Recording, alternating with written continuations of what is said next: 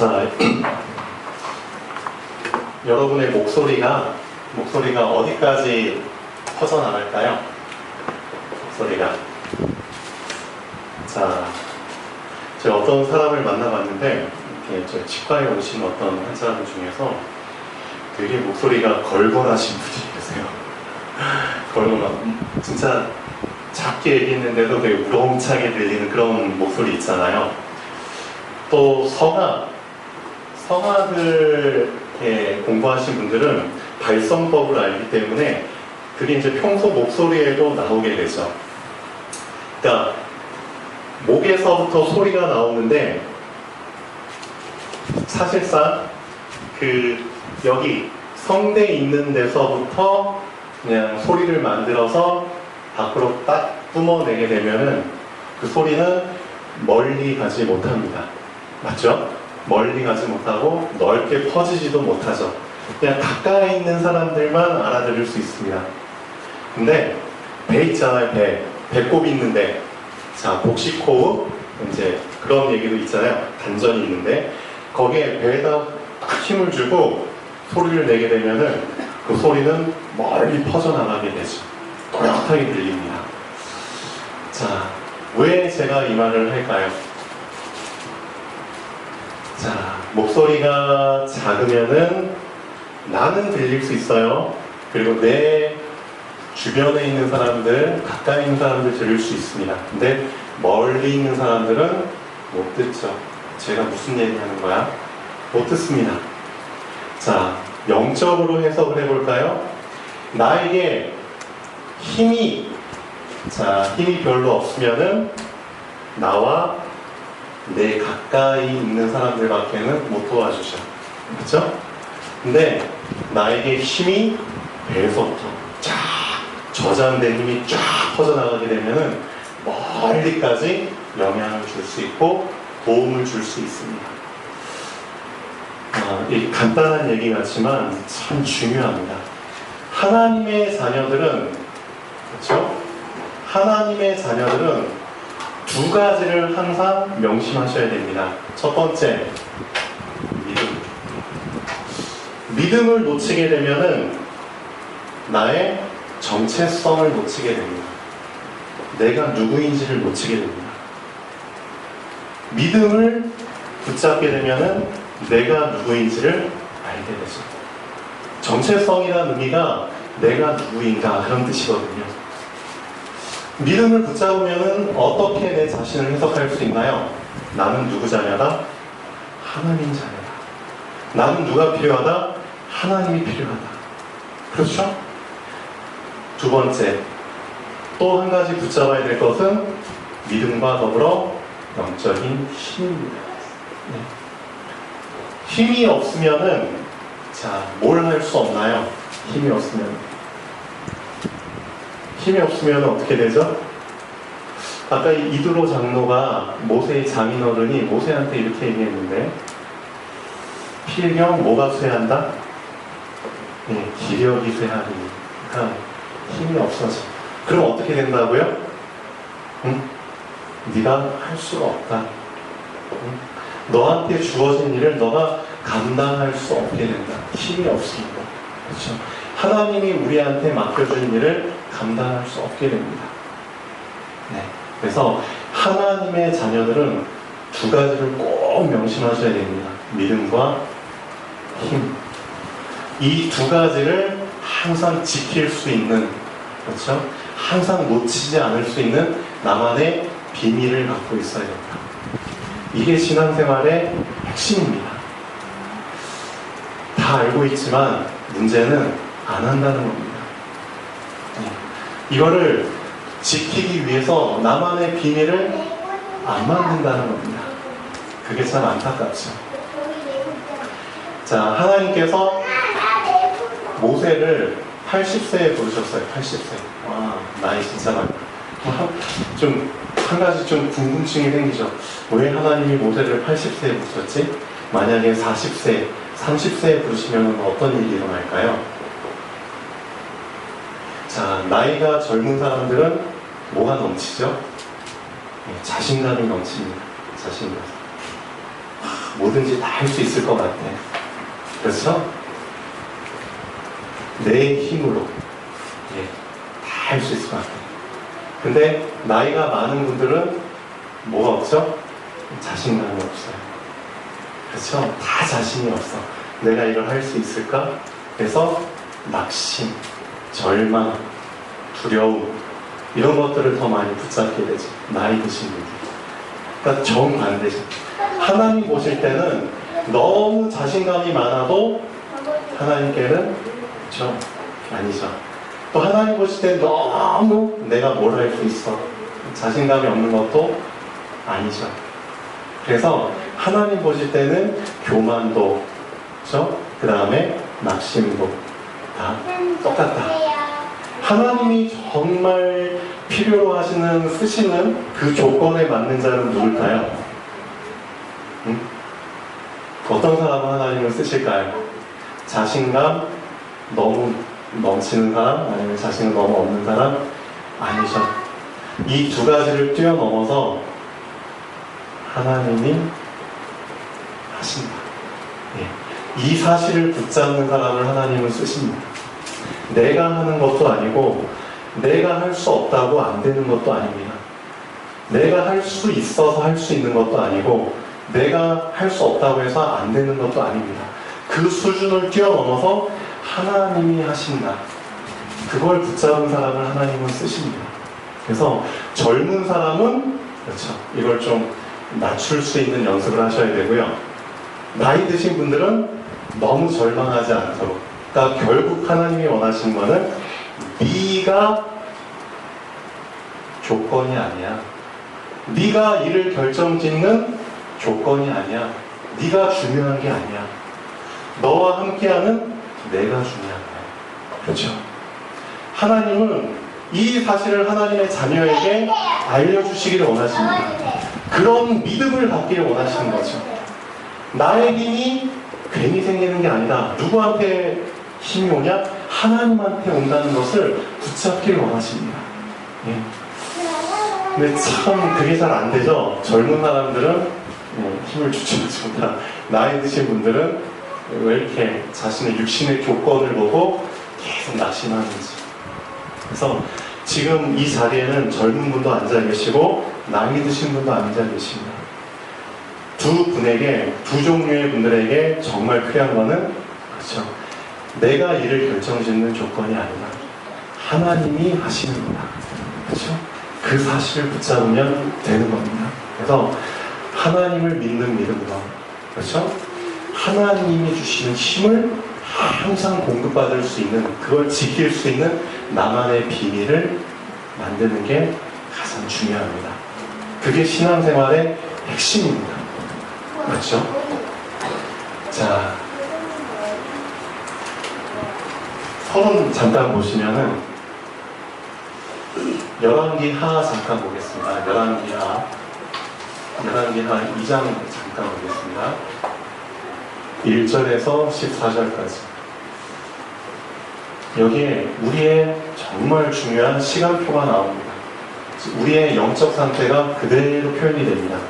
열왕기하 2장. 자, 엘리야가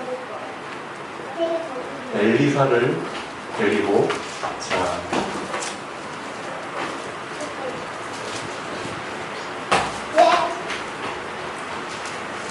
네 군데를 거쳐서 가는 그 내용이 나옵니다.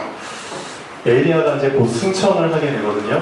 죽음을 맛보지 않고 승천한 사람은 두 명밖에 없죠. 에녹과 엘리야입니다. 그 엘리야가 이제 자기를 다 마치고 승천을 하는데 자기 후임자로 엘리사를 딱 뽑았잖아요. 근데 그 엘리사를 데리고 처음에 길갈에서부터 이제 길을 가기 시작합니다. 길갈과 베델과 여리고와 그다음에 요단. 자, 이 네 곳의 영적인 의미는 엄청 큽니다. 길갈이 무슨 뜻인가요? 길갈. 아마 알고 계신 분들은 알고 계시겠지만 길갈이 의미하는 것은 구르다라는 뜻입니다. 구르다. 굴리다. 구르다. 자, 좀 자세히 설명해 보면은 여호와께서 애굽, 애굽에서 종노릇 했잖아요. 애굽의 치욕을 굴려가지고 저기 멀리 보내버리라, 그런 뜻입니다. 여호와 하나님께서 애굽에서 받은 치욕을 다 그냥 굴려버리셨어요. 저기 멀리. 그러니까 우리랑 상관없게. 이스라엘 백성이 애굽에서 나와가지고 길갈에서 뭘 받았느냐? 할례를 받았죠. 할례가 의미하는 게 뭐죠? 너희는 나의 백성이다. 그렇죠. 너희는 더 이상 애굽의 종이 아니라 나의 백성이 됐다. 그것을 몸에 새긴 거잖아요. 너희의 신분은 하나님의 백성이다. 그것을 알려주는 의미의 길갈입니다. 길갈에서부터 이제는 여행을 떠납니다. 엘리야가 엘리사가. 근데 많은 사람들이 있잖아요. 그냥 길갈에서 멈춰버립니다. 길갈에서 더 이상 여행을 안 가요. 그냥 난 구원받았으니까 여호와께서 애굽의 치욕을 그냥 굴려버리셔서 내가 이제 더 이상 종노릇 하지 않고 이제 구원받았으니까 그걸로 난 만족해. 난 그냥 여기 안주해서 그냥 살래. 많은 크리스찬들이 길갈에서 그냥 머물러 버립니다. 여러분은 어떠신가요? 여러분도 그냥 구원받은 걸로 만족하나요? 그걸 끝인가요? 나 이제 종노릇한 데서 벗어났고 이제는 할례도 받았고, 그렇죠? 영적으로 하나님 자녀 됐으니까 그냥 나는 여기에 딱 스톱하고 여기서 그냥 내 장막 짓고 그냥 살 거야. 많은 크리스찬들이 길갈에 멈춰서 살다 그냥 죽습니다. 근데 열왕기 2장 보면은, 자, 한번 보시죠.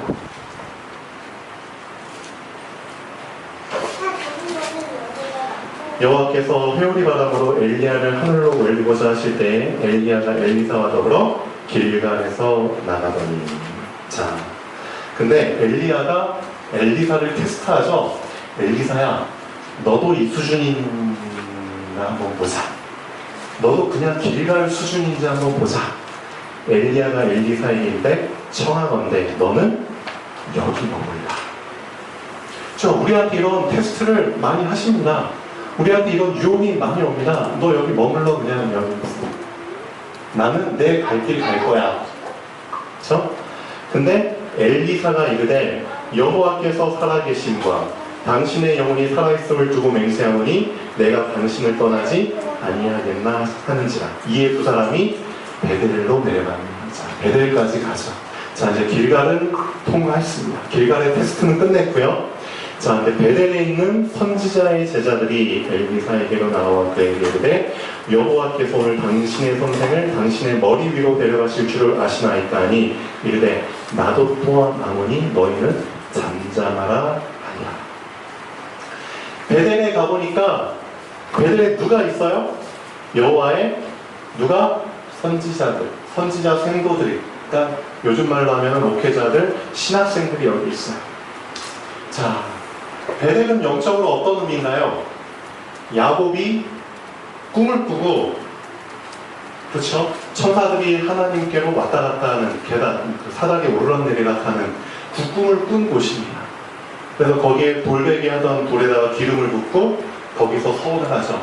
베델이 의미하는 것은 여호와의 집. 아, 여기가 하나님의 집이었구나. 여호와의 집이었구나. 베델이 의미하는 것. 엄청난 영적인 의미가 있죠. 베델은 어떤 의미를 갖고 있죠? 자, 여호와께로 돌아가자. 여호와 하나님만 이제는 바라보자. 그렇죠? 내가 길갈에서 그냥 육신의 구원을 받고 만족해서 살았는데 이제 그 수준에 멈추지 말고 하나님께 방향 맞추고 살자. 베델은 그런 의미가 있습니다. 좋죠? 그냥 육신의 만족으로 육신 수준에서 살지 않고 이제는 하나님 바라보며 여호와의 집을 바라보며 하나님께 방향 맞추며 살 거야. 베델 좋습니다. 베델 수준까지 올라가도 대단한 거죠. 베델에 가보니까 그렇게 살고 있는 선지자들과 예를 들면은 사방 생도들이 있어요. 영적으로 봤을 때. 그 사방 생도들이 이렇게 말합니다. 선생님, 엘리사 선생님, 오늘 하나님께서 엘리야 대선지자님을 하늘로 올려 보낼 걸 알고 계십니까?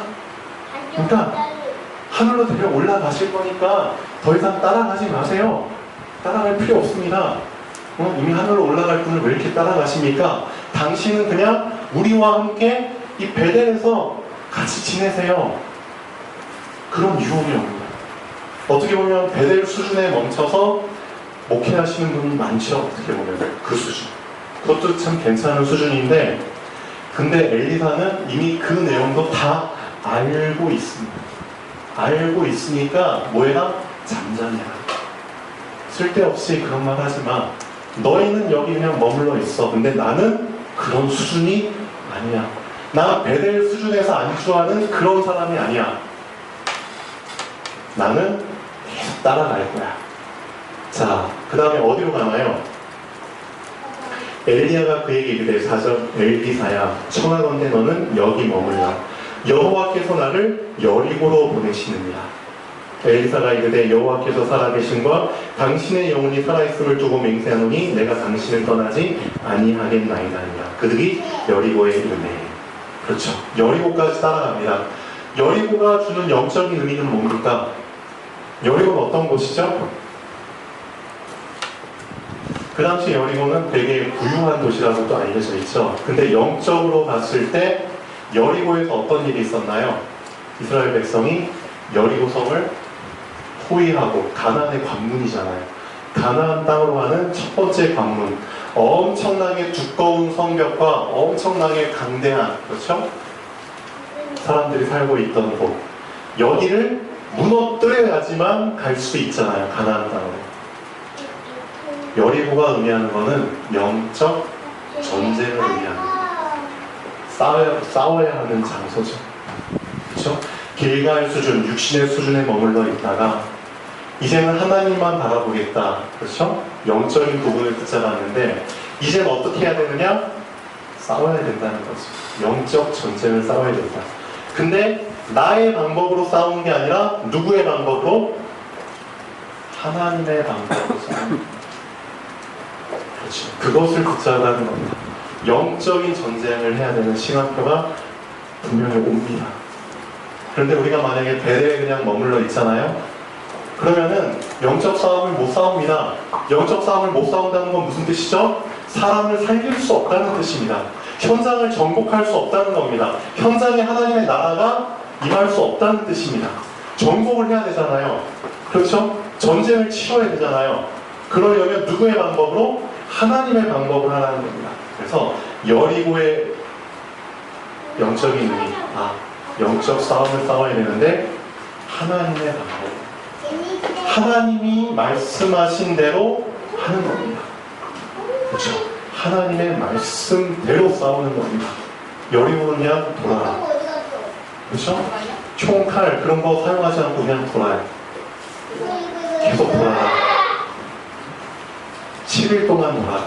하루 한 바퀴씩. 그리고 마지막 날에는 7바퀴 돌아라. 그리고 나서 뭐해라? 소리 질러라. 소리 지른다고 성벽이 무너지나요? 근데 진짜 무너졌어요. 하나님의 방법. 이게 영적인 전쟁입니다. 영적인 전쟁은 하나님의 방법대로 해야지만 이깁니다. 맞죠? 그것을 붙잡으라는 겁니다. 그런데도 엘리사는 여기에 만족하지 않습니다. 난 이 수준이 아니야. 이것도 대단하잖아요. 여리고에도 누가 있었느냐? 하나님의 선지자들이 있었어요. 사람 생명들이 있었어요. 그리고 엘리사에게 또 부탁을 합니다. 오늘 당신의 하나님께서 엘리야를 하늘로 올려보낼 거 알고 계십니까? 알고 있다. 그러니까 너희는 잠잠해라. 이 생도들이 어떤 의도로 물어봤을까요? 그러니까 더 이상 따라가지 마시고 그냥 여기 저희들 함께 계세요. 그런 유혹이 또 오죠. 시간표를 거칠 때마다 사실상 우리한테 오는 거는 유혹입니다. 그냥 여기 정착해, 안주해. 여러분은 어떻습니까? 혹시 여러분은 어떤 시간표에 지금 안주해 있습니까? 근데 있잖아요. 엘리사는 끝까지 갑니다. 어디로 가느냐? 자, 요단. 한번 읽어보시죠. 5절 여리고에 있는 선지자의 제자들이 엘리사에게 나와 이르되 여호와께서 오늘 당신의 선생을 당신의 머리 위로 데려가실 줄을 아시나이까 하니 엘리사가 이르되 나도 아노니 너희는 잠잠하라. 중요한 건 엘리사는 이미 다 알고 있습니다. 이 흐름을 알고 있습니다. 이 흐름을. 그리고 본인이 어떤 걸 붙잡아야 되고 어떤 일을 해야 될지도 알고 있습니다. 뭘 알고 있냐? 본인의 그릇을 알고 있는 겁니다. 그릇. 나는 너희와 같은 그런 그릇이 아니다. 6절 엘리야가 또 엘리사에게 이르되 청하건대 너는 여기 머물라. 여호와께서 나를 요단으로 보내시니라 하니 그가 이르되 여호와께서 살아계심과 당신의 영혼이 살아있음을 두고 맹세하노니 내가 당신을 떠나지 아니하겠노라 하는지라. 이에 두 사람이 가니라. 선지자의 제자 50명이 가서 멀리 서서 바라보매 그 두 사람이 결국 요단가에 서 있더니 이제 어떤 일이 벌어지나요? 엘리야가 겉옷을 가지고 말아 물을 치매 물이 이리저리 갈라지고 두 사람이 마른 땅 위로 건너더라. 자, 요단이 주는 영적인 의미. 요단이 갈라졌다. 물이 갈라졌다. 안 먹어요? 무슨 의미인가요? 물이 갈라졌다. 즉 보이지 않는 길이 나타났다. 뭐야? 보이지 않는 길이 나타났다. 그리고 여기서 또 어떤 일이 일어나죠?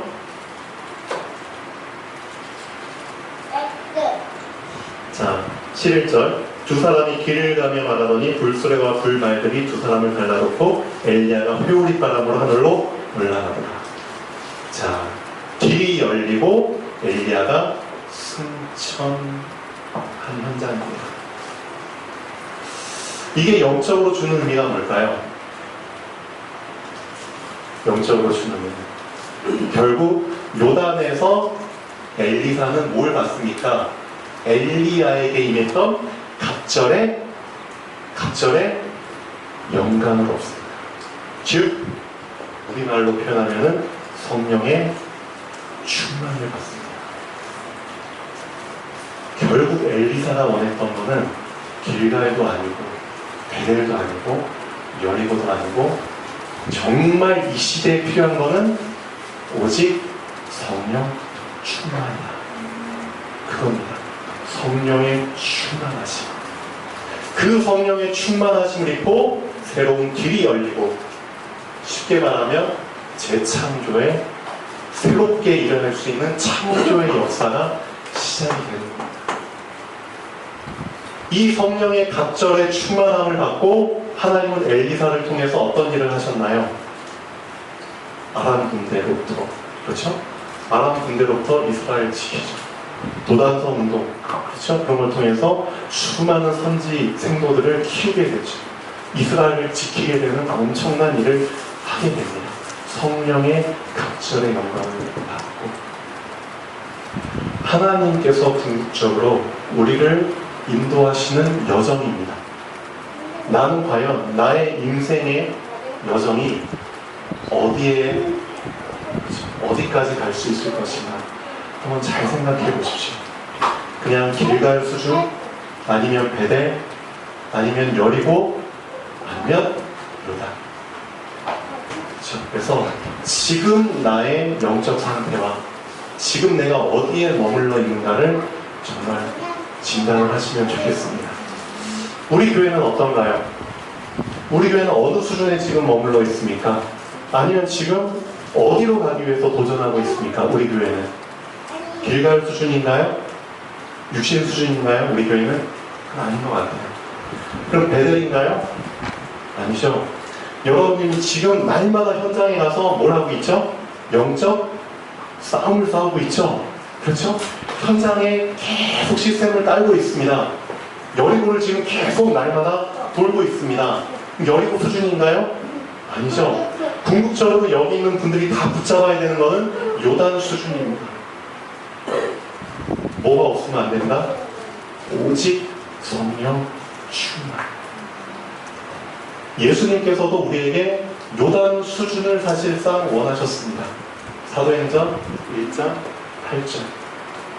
오직 성령이 너에게 임하시면 너희가 충만 권능을 받고 땅 끝까지 증인이 되리라. 실질적으로 예수님이 우리한테 원하시는 목적. 목적지는 거기입니다. 땅끝. 땅끝까지 가기 위해서는, 땅끝까지 증인이 되기 위해서는 길갈 수준으로는 안 된다. 베델 수준 안 된다. 여리고 수준 안 된다. 요단강에서 뭘 받아야 된다? 성령의 충만을 받아야 된다. 여기까지 도전하시는 여러분이 되면 좋겠습니다. 수준을 높이면 좋겠습니다. 그렇죠? 다른 사람들 보고 그들과 같은 수준이 되려고 하지 마세요. 하나님이 여러분을 부르신 목적, 하나님이 여러분에게만 주신 언약이 있습니다. 아브라함에게만 주신 언약이 있죠. 아브라함아, 너는 복의 근원이 될 것이다. 그래서 너에게 5가지 엄청난 축복을 줄 것이다. 여러분도 마찬가지입니다. 하나님과 여러분 사이에 그런 이명 계약을 붙잡으십시오. 거기에서부터 진짜 신앙생활은 시작됩니다. 너는 근원이 될 것이다. 근원적 축복. 맞죠? 너에게 언약을 주었다. 절대 무너지지 않는 언약적 축복. 그렇죠? 너를 통해서 많은 사람들이 살아날 거야. 너가 대표야. 대표적 축복. 그 축복은 아무도 못 건드려. 불가항력적 축복.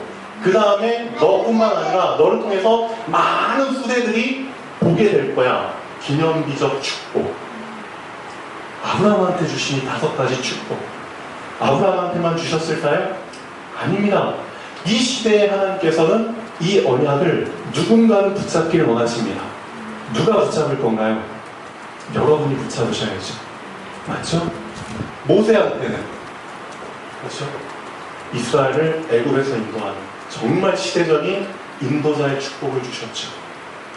지금 우리가 모세 지금 배우고 있잖아요. 자, 요셉은 어떤가요? 사무엘은 어떻고, 다윗은 어떤가요? 바울은 어떤가요? 다 하나님으로부터 이런 1대1의 언약, 이 체결된 사람들입니다. 그렇죠? 여러분의 수준은 아까 말씀드린 것처럼 길갈 수준이 아니고요.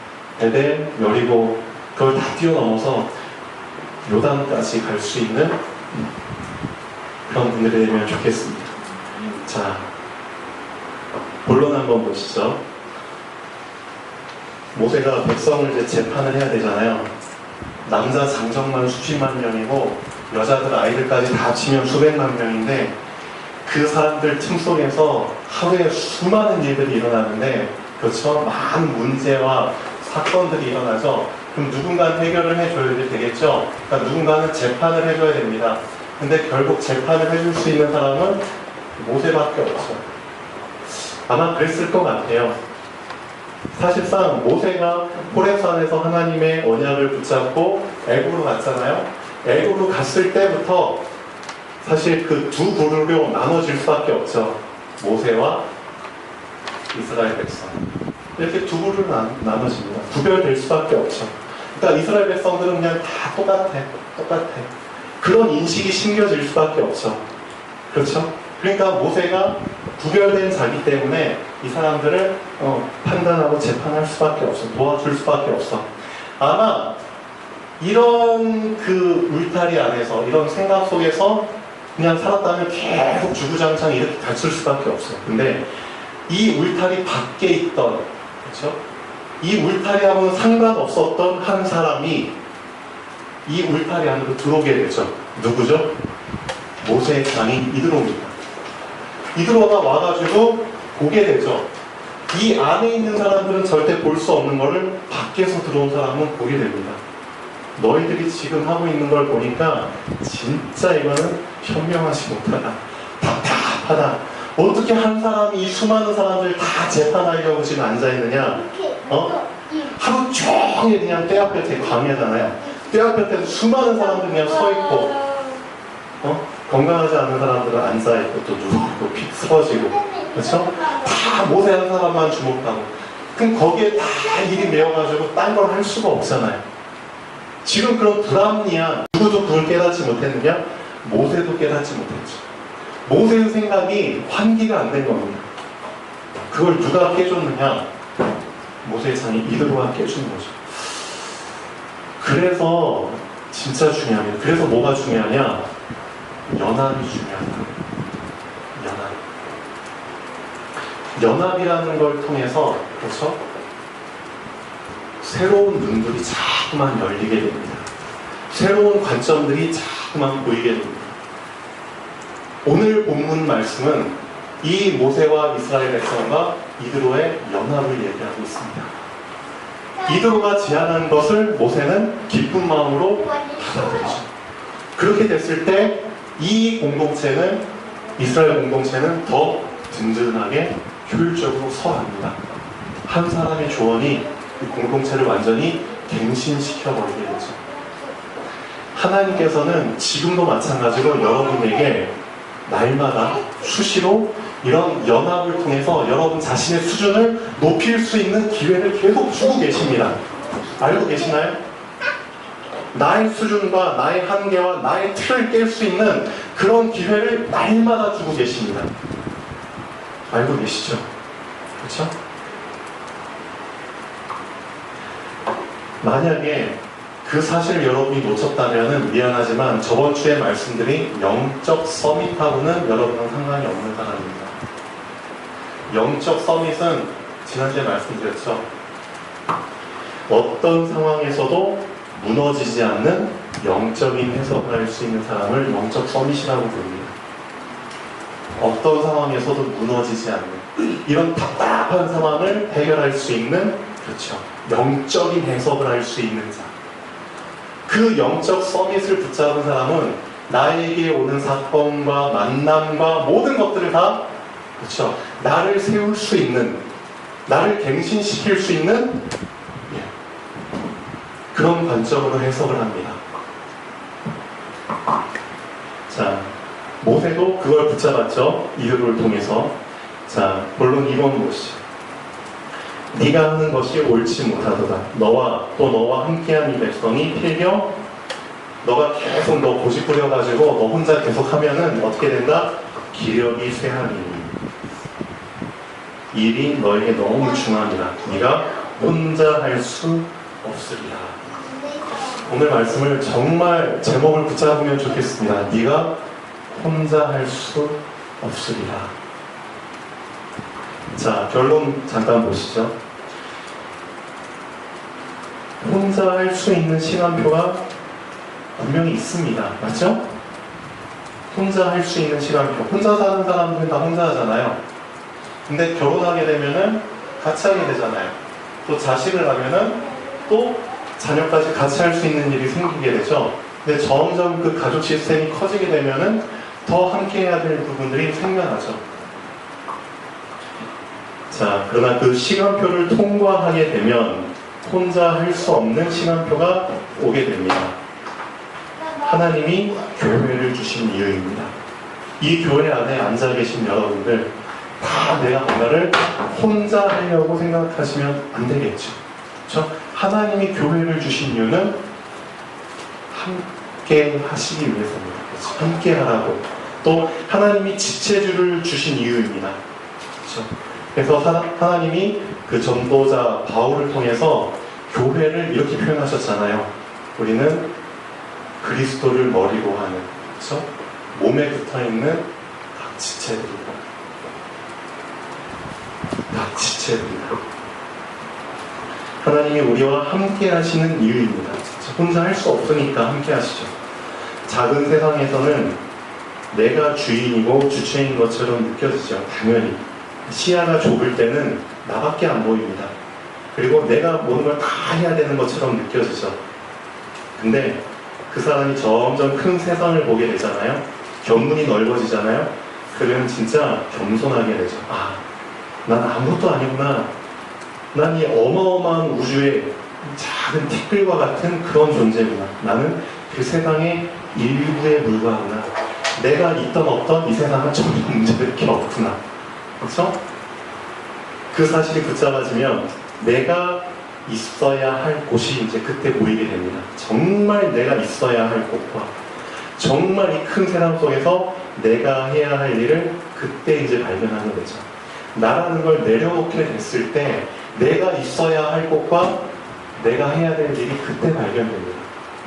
나라는 사람을 내려놓게 됐을 때. 참 신기하죠? 나를 겸손히 내려놓게 됩니다. 그리고 겸손한 마음으로 그 일을 붙잡게 되죠.